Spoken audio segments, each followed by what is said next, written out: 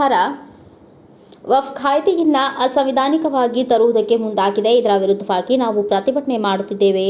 ಒಂದು ಸಮುದಾಯವನ್ನು ಗುರಿ ಮಾಡಿಸಿಕೊಂಡು ಕೇಂದ್ರ ಸರ್ಕಾರ ತಿದ್ದುಪಡಿ ಮಾಡುತ್ತಿದೆ. ನಮ್ಮ ಸಂವಿಧಾನ ನಮಗೆ ಧಾರ್ಮಿಕ ಹಕ್ಕು ಕೊಟ್ಟಿದೆ. ನಮ್ಮ ಅಸ್ಮಿತೆಯನ್ನು ನಾಶಪಡಿಸುವ ಕೆಲಸವನ್ನು ಕೇಂದ್ರ ಸರ್ಕಾರ ಮಾಡುತ್ತಿದೆ ಎಂದು ಎಂಎಂವೈಸಿ ಅಧ್ಯಕ್ಷ ಅಬೂಬಕರ್ ಹೇಳಿದರು.